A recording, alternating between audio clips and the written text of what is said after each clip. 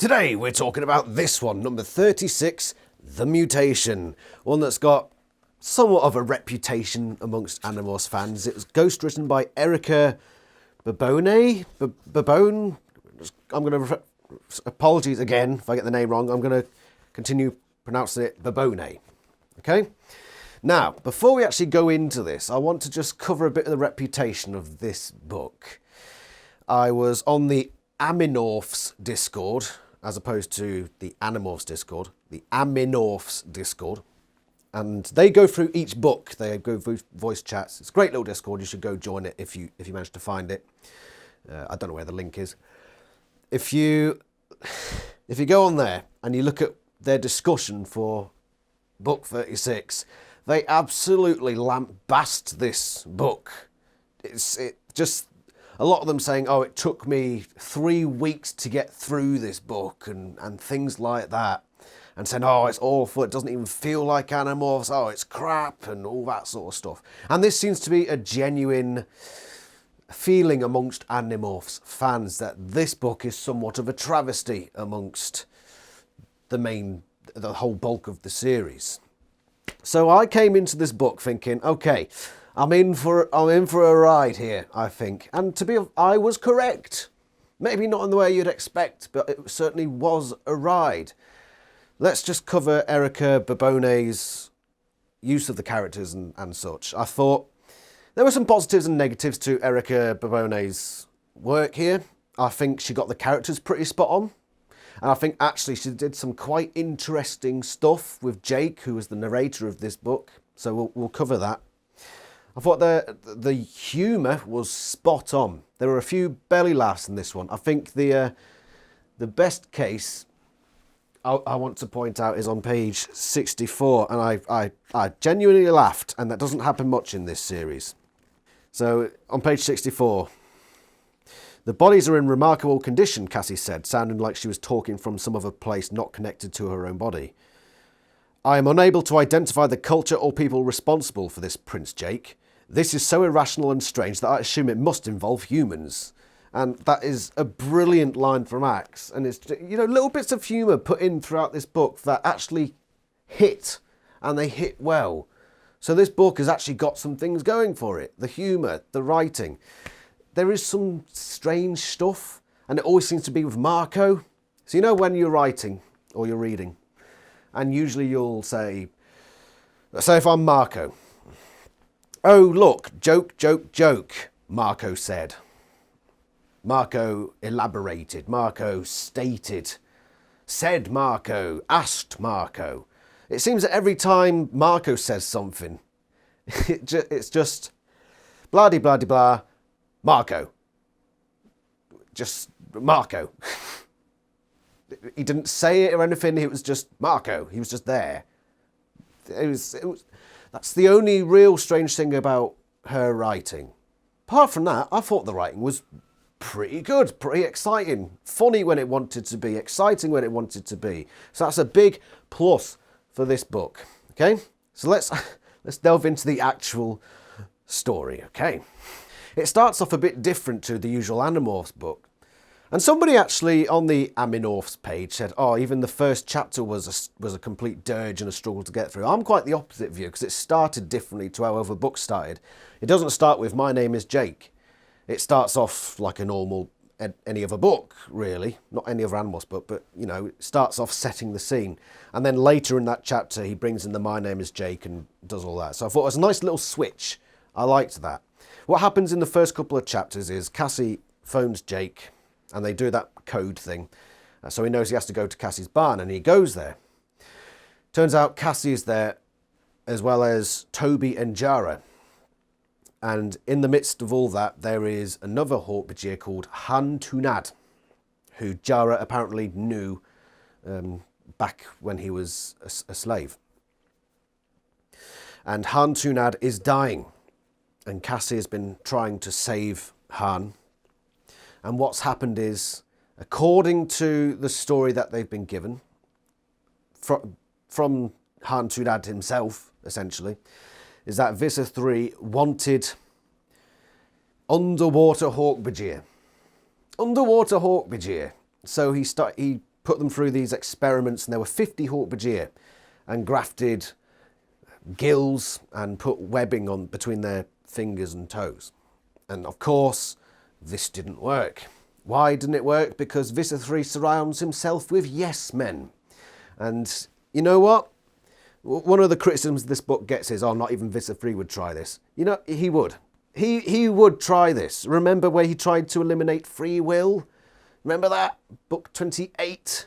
It's not beyond Visser 3 to just say, okay, can we try this? Just, I don't know, 50 hosts, just use them, try it. If it doesn't work, I'll kill you.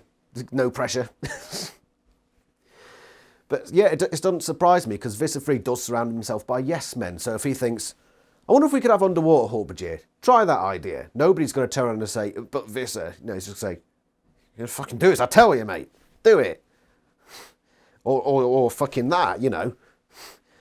So it's not surprising. It's quite horrific, but not at all surprising that this sort of thing happens with Visser 3 around.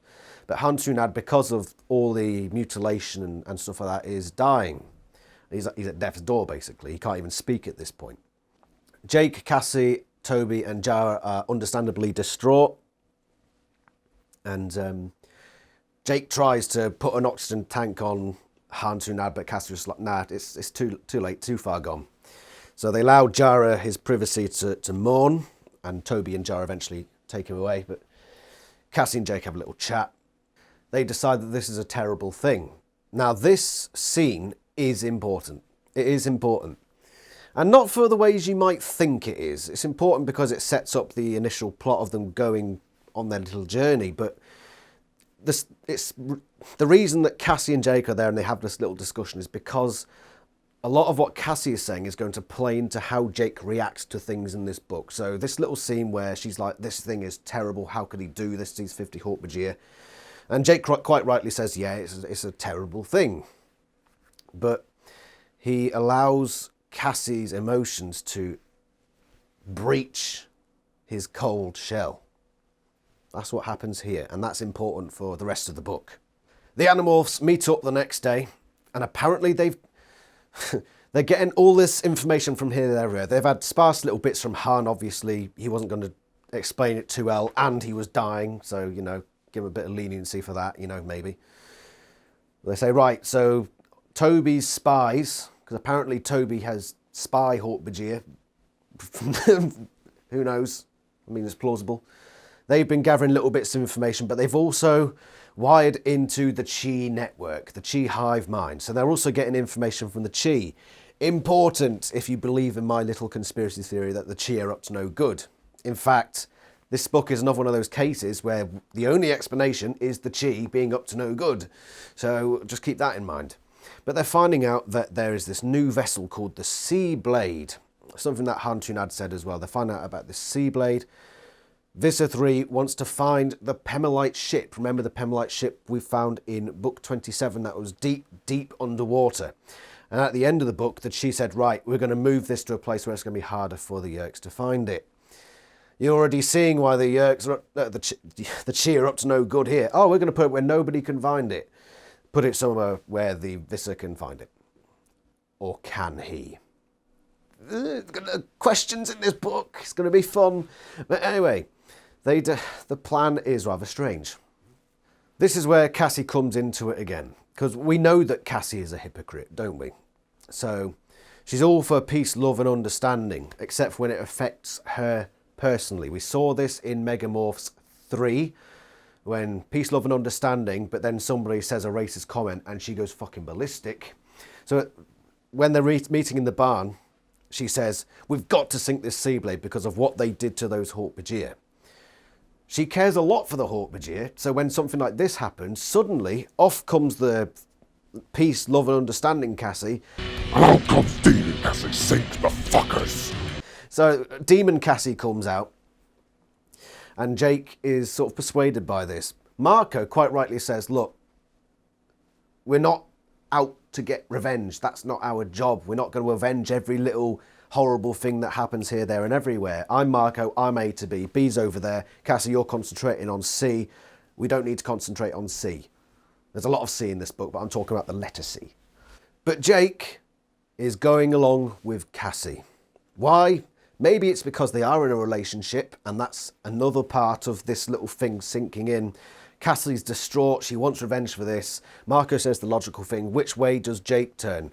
Do I listen to girlfriend? Do I listen to Marco? Cassie. Demon Cassie. Come on down. They suggest that they need to have something that dives deep and is able to do damage to the Seablade. So Cassie, once again, takes a turn to the dark side. Because you remember how Cassie's like, should we morph dolphins? Should we morph sentient creatures? Should we morph humans? Should we morph Hawkbajier? Should we morph Jake's suggestion. Orcas, killer whales, those sentient creatures, we should use them. I'm all about love and caring for sentient creatures. Unless we can use them to our advantage. Is this out of character for Cassie? No. This is actually the most in-character thing Cassie's probably ever done. This is Cassie 101 in this book. Moral superiority until it affects me personally, then fuck morality, okay? That's Cassie basic, that's Cassie light. So Erica has done a good job with Cassie here. Now that's Cassie's main action in this book, and it's provided the seeds that will be implanted in Jake for the rest of this book. So they decide to acquire killer whales, and I'm quite happy that they didn't go through the whole scene of acquiring them, because we've had that enough. Somebody complained about that on the Animorphs Discord, and I'm just like, why do we need to see the scene of them acquiring a killer whale? Saves time for other stuff that's happening in the book, so I'm happy that they just got straight to the action. This book does that, just goes straight into the action. But they're going to spy on the Seablade and figure out where it's come from. So they're hovering above the city where they think it will emerge from the Yerk pool, where they somehow know where it is. You'd think that since in Visser, Eric was able to use his hologram to get into the Yerk pool, that he'd be able to do this and tell them where it's coming from and where is it going. Where did it come from, Cotton Eye Joe? But no, the Gia dicks again. So they're hovering around, and there's this big empty parking lot, and they notice that something's coming out of this, and it's sort of flickering like hologram stuff like that. And it comes up and then starts flying away.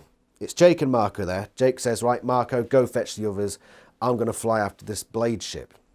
I keep calling it the blade ship. The Seablade. Basically the blade ship, but underwater version. So he goes flying after it, and he doesn't think of how he's flying. He starts to wear himself out, but he manages to keep up enough as it goes over the ocean and submerges. Okay? Jake's on his own at this point, by the way. And he goes into the water, demorphs, morphs, orca, and starts echolocating, looking around here, there, everywhere, sort of searching around. And he follows the Seablade to a few kilometres offshore where it seems to stop. And that's when the other Animorphs have caught up. They followed him quite quickly. I'll be honest, it was very quick. But then we don't really know how much time has passed for Jake being in the water searching for the Seablade or just keeping an eye on it. So we don't really know that. But this thing's in the water, and they're all around it. Now I have to take a pause here and ask a pretty relevant question.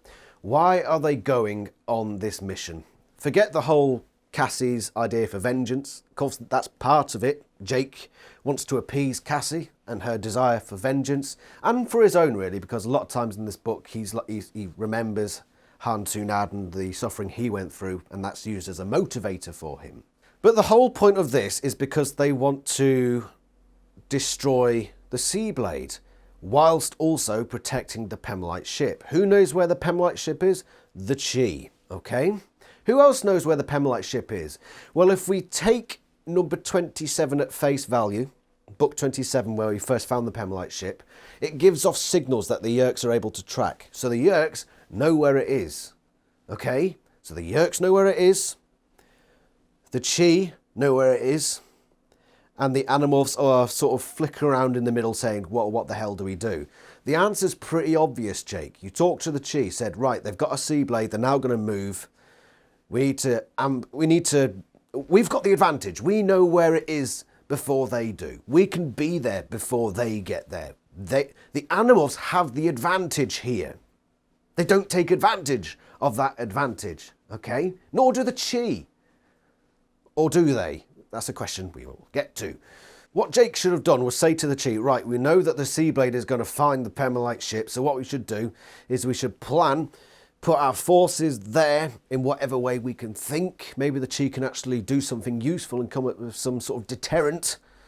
Or we could be our killer whale cells and do damage on the Seablade at the site of the Pemelite ship. We've been at the Pemelite ship before. We know that the Chi can defend it quite handily. Okay? We know that they can. So it just seems a bit silly that the Animorphs are going on this blind mission when they have the advantage. They're just throwing that advantage away and putting themselves in a disadvantaged position. It's just a bit silly. But I think part of this is down to Jake. Jake's problem is born of a good thing. Remember when I covered the last cycle, and over the past 6 or 7 books, Jake's speed at which he delivers orders is increasing rapidly. He's out now at that stage where he will dish out orders instantaneously and say what needs to be done. He knows the strengths of his team and he knows how to delegate them appropriately. It seems to me that a large part of this book is taking the obvious consequence of this mindset and put it into full display. What Jake does throughout the first half of this book is he operates on his first instinct. It was his first instinct to go after the Seablade, to follow it despite not having the advantage in that situation. It was his idea to try to damage it using killer whales, because that was the first thing he could really think of. And all throughout this, he's making those first decisions, instant, without any thinking about what he's doing. But it's also mentioned, and explicitly so, that he feels hesitancy before he makes these decisions, but he doesn't allow that hesitancy to get in the way. And he jumps to those quick decisions, only made more powerful by this feeling of needing revenge, of appeasing Cassie. And it's these 3 things have just intertwined to cause what happens in this book. And I think it's brilliant. I think it's brilliant. It's a logical conclusion to where Jake's character has come now. He's become so quick in his decision making that he's relying on those quick decisions too much now. He's gone too far the other way. And that's where he is in the first half of this book. Okay, he's got his goal in mind and he's not going to have any hesitancy because he thinks hesitancy will be a hindrance when it is not necessarily a hindrance. So I like this character development, and also pushed by the idea of revenge and Cassie, her ideas of revenge. It's all culminated in the actions that he takes at the start of this book. Excellent. I really like it. Well, I don't understand why people are upset by this. People say, oh, Jake's leadership is so bad, his character development is rubbish here, or he's out of character. No. I've been reading these books very frequently recently. I've been doing it in the order they're meant to be read, and to me it feels natural that we've got this Jake becoming confident in his ability to lead and make those quick decisions, suddenly finding himself in a place where he neglects stepping back and having a second thought about what he's doing. It feels logical to me, and I congratulate this book for doing it. But one of the big problems of Jake's idea here is that he wants to damage an alien vessel by hitting it with killer whales. That's quite a flawed plan, Jake, I must say. A very flawed plan. And how do they know it would work? Fuck knows. They just think, what's the best we can do? Headbutt it. Great. Good idea. Let's risk our lives for that mission. Okay. Not very good.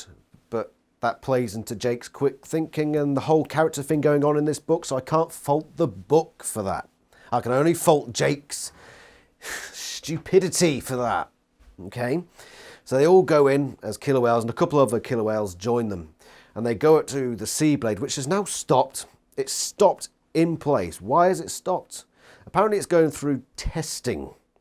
So there were things being deployed into the ocean for its sensing and what have you. But it stopped in this place. Visser 3 is aboard this vessel, as we'll see later. So is it necessarily just for testing? why Visser 3 is on that ship? Or are they doing that mission now? They're doing an initial test to make sure everything's working properly before going out and doing what they need to do.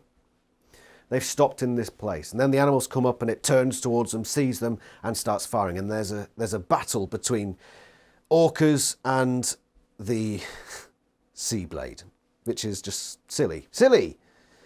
Why do you think you can win that battle, Jake? You shouldn't. You should step back, hesitate a bit, listen to your hesitancy and say, okay, maybe this is a rash decision. But obviously, somehow this works.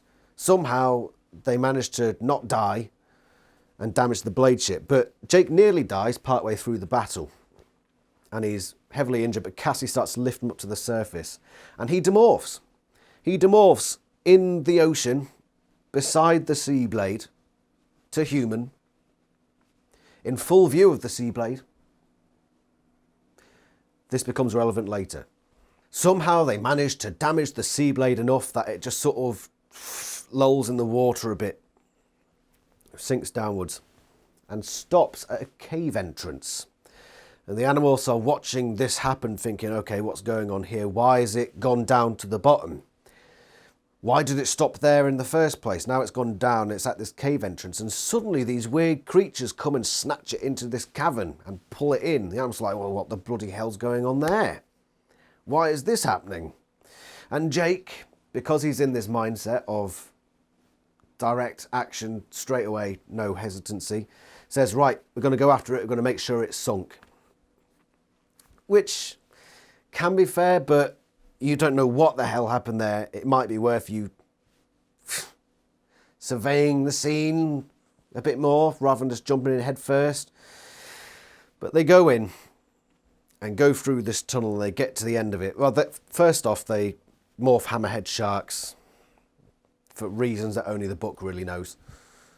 And they go in and they emerge into this vast cavern. I'm talking vast. They're saying how you can fit the whole of Manhattan in this cavern.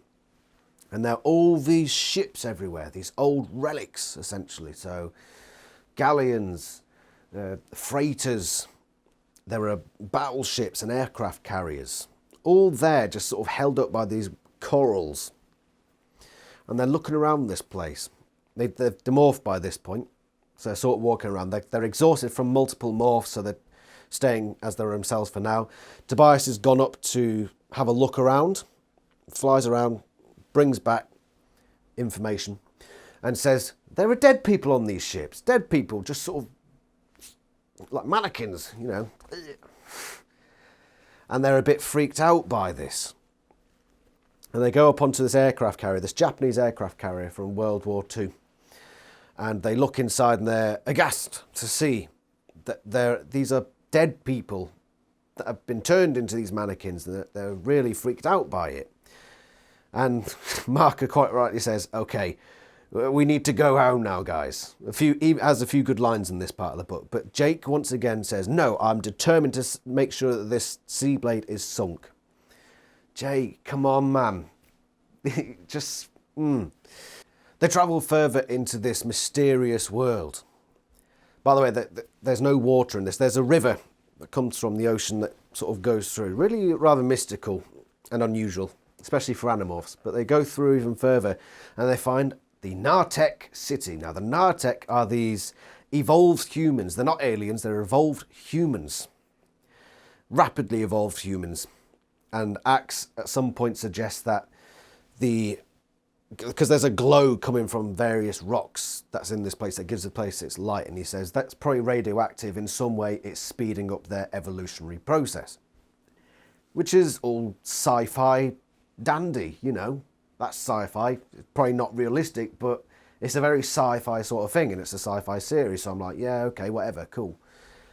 They see the Seablade is docked, and the Hawk-Bajir, because apparently there are only Hawk-Bajir on this vessel, are being unloaded. They're all shackled together. They're being marched into this other building. At this point, Jake, you'd probably say, okay, I'm satisfied that the Seablade's not going anywhere anytime soon. But no, they continue forth. Actually, no, I'm wrong. This is actually the point where Jake says, we're done. That's, to be fair, sorry, Jake, I said that wrong.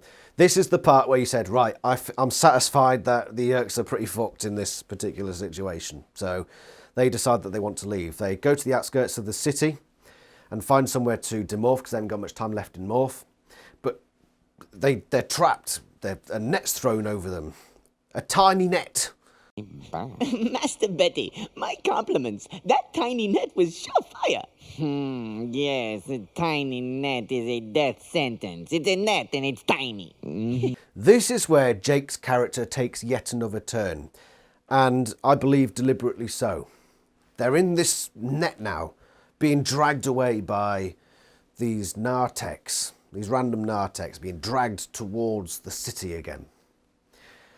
And the other animals are saying, Jake, we need to bust out of this. But his thinking is, no, these might just be civilian narthex. We just need to hold back and see what's going to happen here, which is a complete flip from the Jake we saw earlier.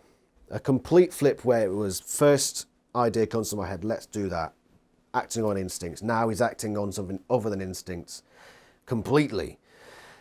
And I think there's a reason for this. His main mission is now ended. The whole thing was about end the Seablade. That's where we want to, that's our vengeance, that's our mission, that's what we need to do. That's now gone. And now that he's gone, he's got no real mission. And so he now takes that step back into complete hesitancy because he doesn't know what the goal is, he doesn't know what the mission is, so he's become very hesitant. And the whole thing about Jake in this book is that he needs to reach that middle ground between the two. And yeah, I think it's pretty damn interesting. But he's holding back when he shouldn't be holding back at this point. Do you know why? Oh, they might just be civilians. They've just fucking got you in a net and are carrying you around, mate. I think self-defense applies in this case. Jake, come on, man. Self-defense applies here.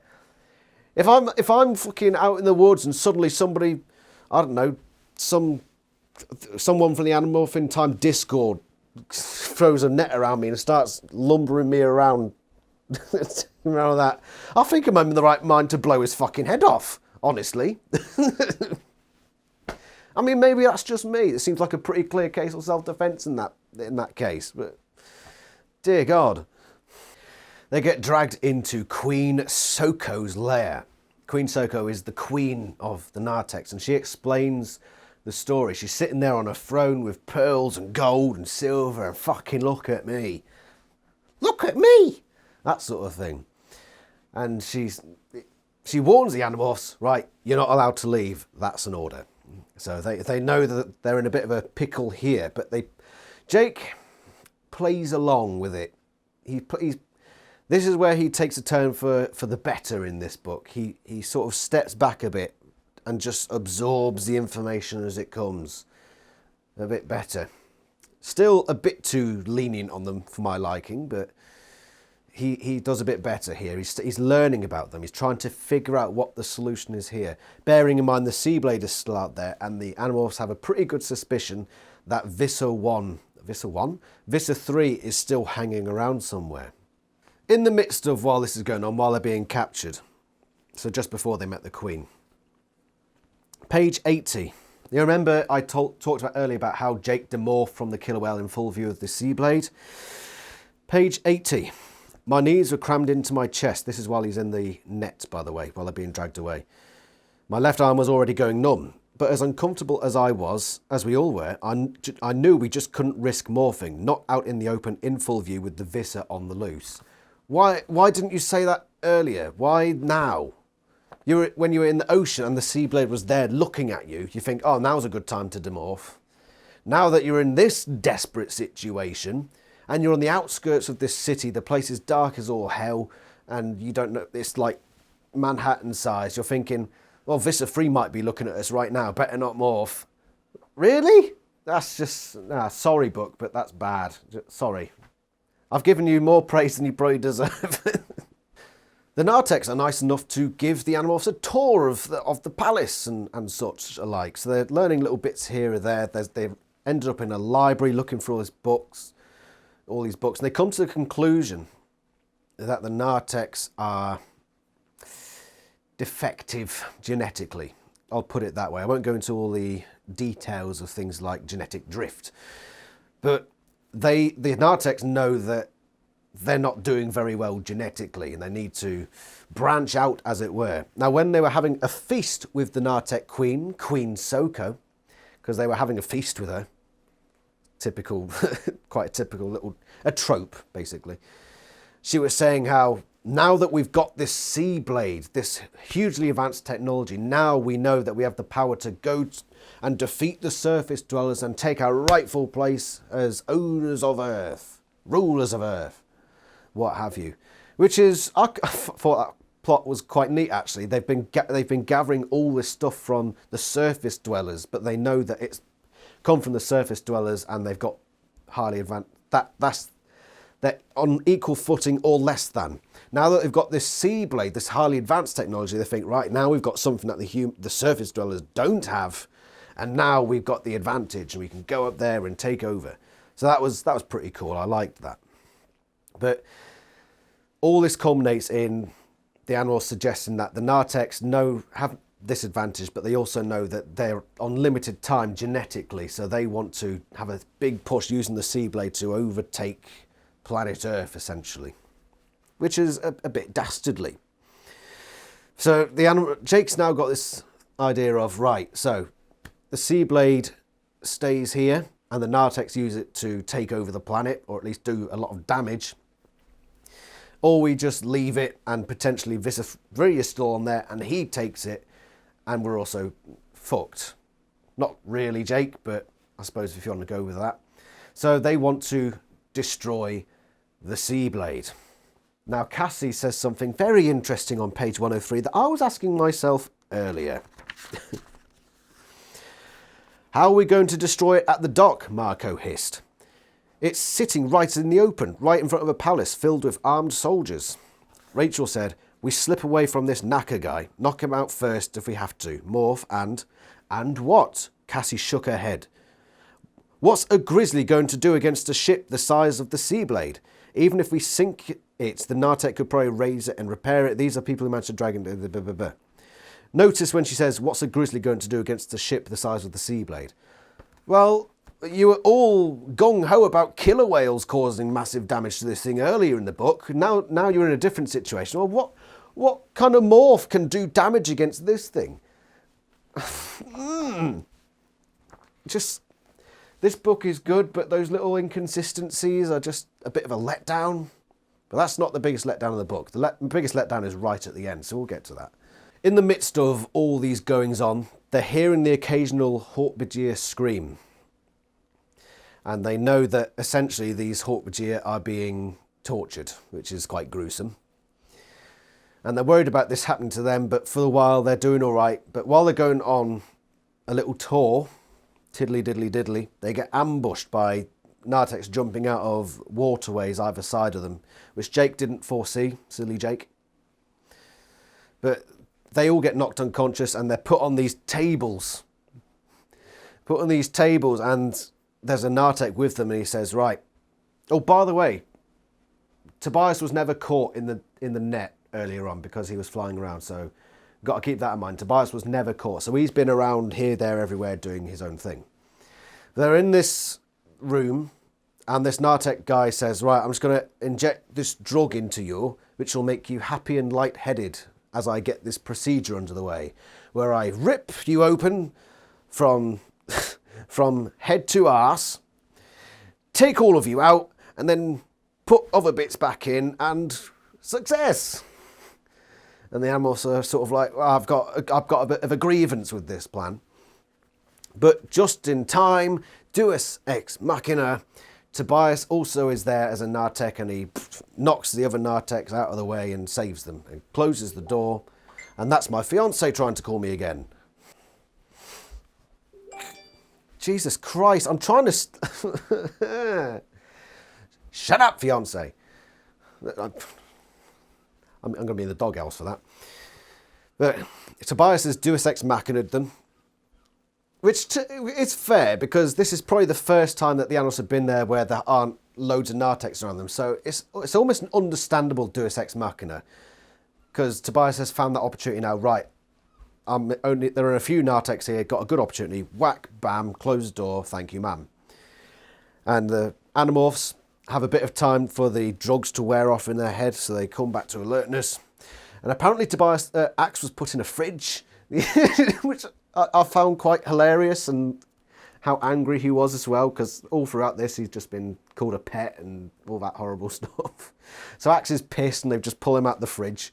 And because the Nartex obviously don't understand their morphing capabilities, they fly out of this building without any real issues, find an alleyway, and Jake says, right, we're getting on that Seablade and we're fucking off out of here. I've had enough of this. Just fucking do it, let's go for it. So they go into Battlemorphs and go aboard the Seablade. And Axe tries to delve into the systems to get it up and running, but he's finding security locks that are quite mischievous. So the Nartex are all starting to come at them. The Nartex are aimed with all sorts of different weapons. So you've got bows, maces, submachine guns, probably bazookas, and a whole load of nuclear weapons. So they're a whole arsenal of stuff, and they're getting attacked. Ship's getting attacked. The Animorphs are trying to fight them off from the doorway, having limited success.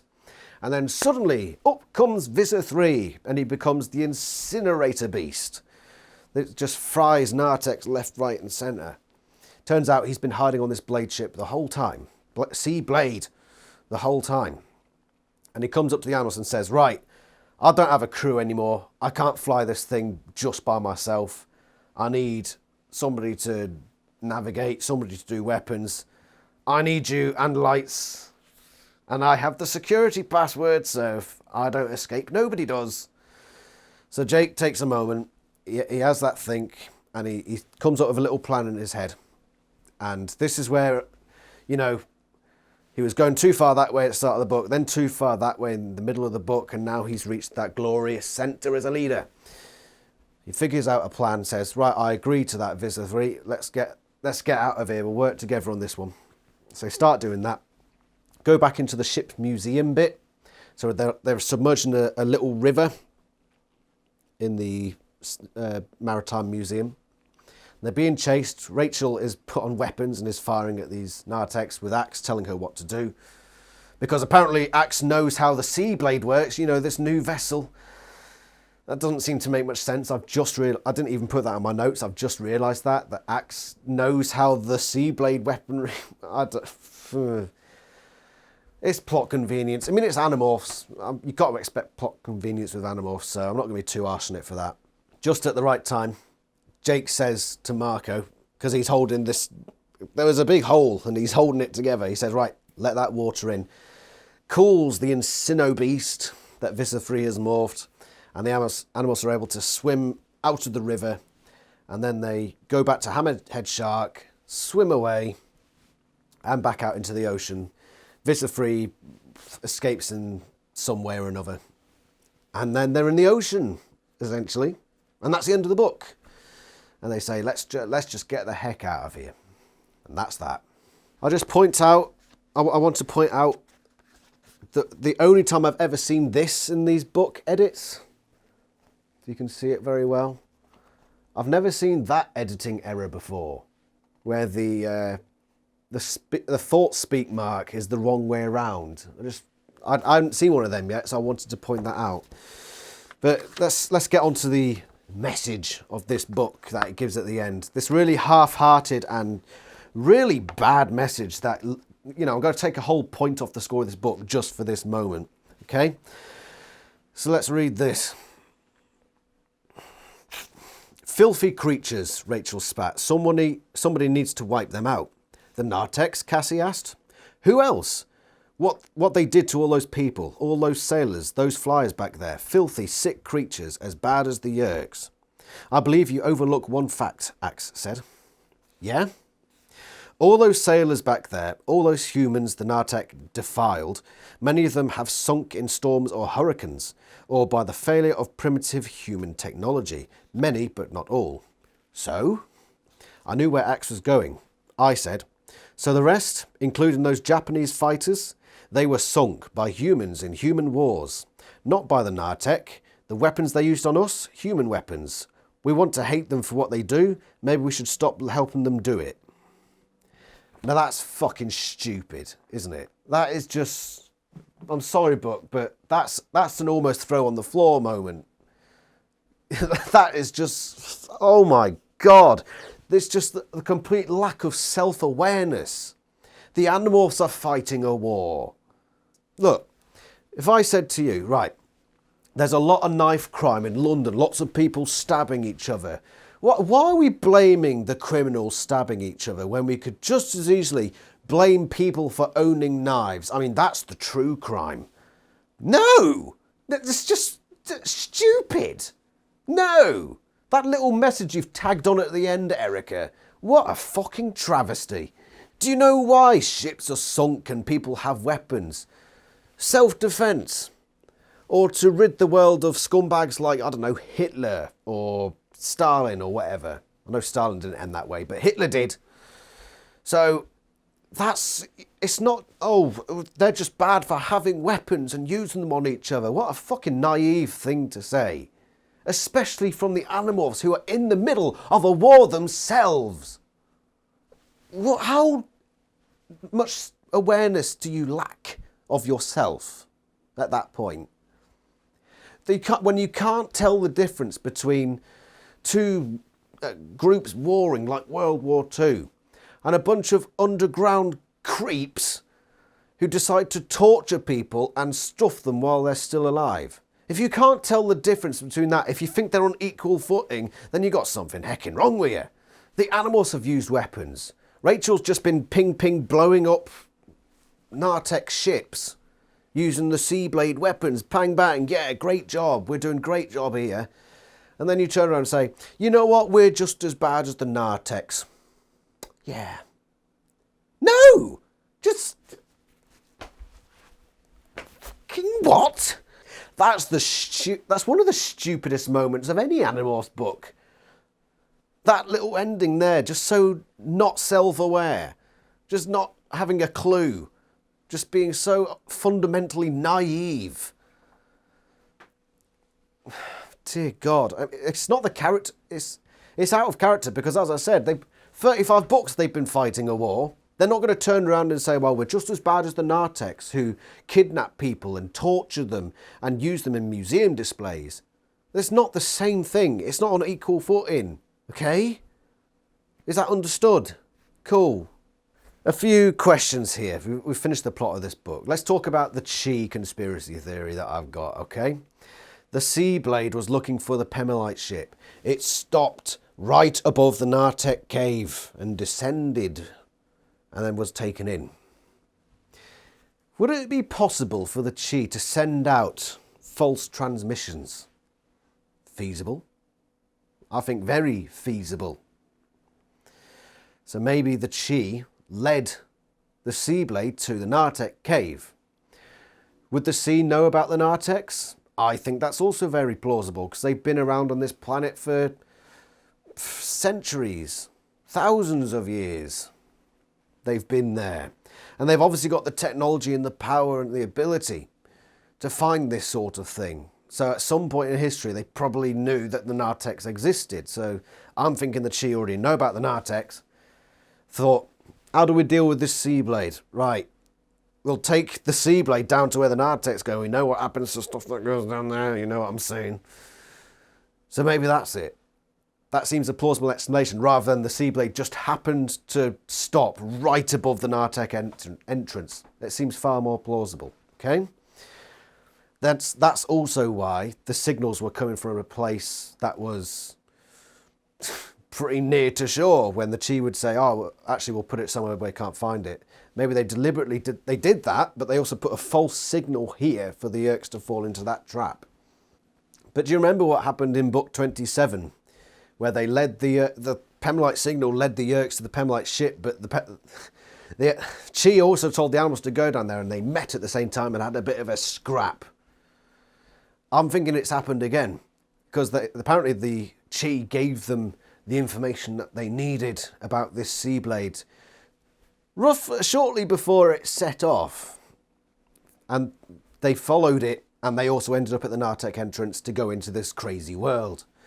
I still think the Chi are playing fun and games. They're playing silly buggers. They just want to see these two factions fighting, and they don't give a shit who wins. They just want to see fight. They like it. They have a bit of fun with it.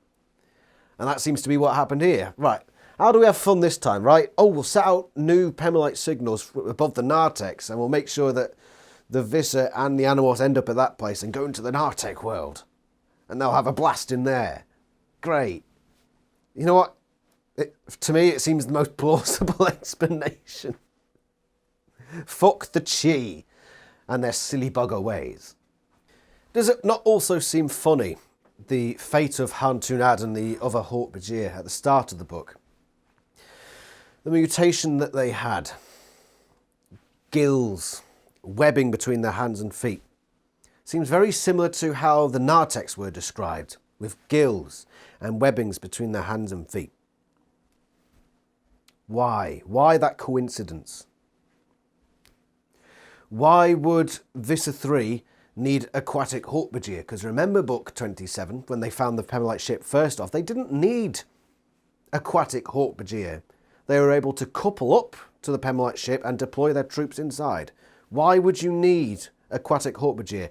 Plus the fact that you've now got a sea blade, an aquatic blade ship essentially. There seems to be absolutely no need to have these mutant aquatic Hork-Bajir. Absolutely no need. And why are they so coincidentally similar in appearance to the Nartex? Shenanigans. I can't even put that down to the Chi conspiracy theory. I don't know how that connects, but something weird has happened here where there's this connection, and I can't explain why that connection is there, unless the author just thought, oh, I'll just fuck with them. Erica, is that what it is? Are you fucking with me? But yeah, there's just the convenience of not the convenience, the coincidence of it just seems a bit too strong that I'm thinking there's something else going on in the background here. Maybe I'm thinking too much into it. Maybe the Visser knew about the Nartex, and he wanted to design Hork-Bajir to look like Nartex. Have a think about it. Maybe. That seems partly plausible, partly implausible. But then you also think, okay, so if he's designing Hork-Bajir to look like Nartex, he also then stops the Seablade directly above the entrance to the Nartec world. What is it? What's going on in the background here? There's something going on in the background that's not explained to us. And it's interesting and intriguing and fascinating. And I like that sort of stuff, that bit of mystery. What's truly going on here that we're not privy to? Maybe it's just all coincidence. Maybe, but I like to think about these things. Anyway, let's score this book. Jake's leadership. Whew. Well, this whole book was about his leadership and how he went from one extreme to the other to finding that glorious middle. So it's very hard to actually rate him in this one. Very hard. But I think his mistakes vastly outweigh his final moments in this book, where he won the day. I think the initial mistakes have to count heavily against him. I'm going to give him a 3 out of 10. A 3 out of 10. Pretty disappointing, Jake. The book itself, this much maligned book, notorious, infamous, one that the fans unanimously hate. That's the impression that I get about this book. It's not as bad as you say. It's not. It really isn't. The big problem with it is that it does feel a lot like filler. And I think to an extent it is filler. Unless you want to count subtle bits of character development as non-filler, which is what happens here with Jake. Very subtle character development, but I don't think it crosses the line into non-filler. I do think this is a filler book. And the whole Atlantis-like storyline, it probably puts a lot of people off. It probably does, in the same way that the Helmicron books did. But this book, in my opinion, it was easy to read. I read it very quickly. The humour hit. The writing, for the most part, was very good. The characters were intriguing. There's a lot of mystery to this book. I thought it was good. Apart from the ending. Apart from the very end. I'm going to give this book... I'm going to give it an 8. An 8 out of 10. A low 8, sort of verging on 7. So a low 8, but an 8 nonetheless. Better than I expected. Will the next one prove to be just as much as a surprise? The Weakness, the next Rachel book. We haven't seen any character development from her in a while, so I wonder what's going to happen there.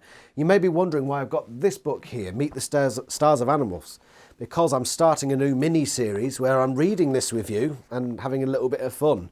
The first episode of that should go up on Monday, so tune in this coming Monday for the first Meet the Stars review thing. Should be good fun. My camera work wasn't very good, but I'll sort that out for next time. Anyway, thank you very much for watching. If you like Animorphs, join the Animorphs Discord. That's where we talk Animorphs and all that sort of fun. I hope you've enjoyed yourself and all that bollocks. So I'll see you next time. Ta-ra.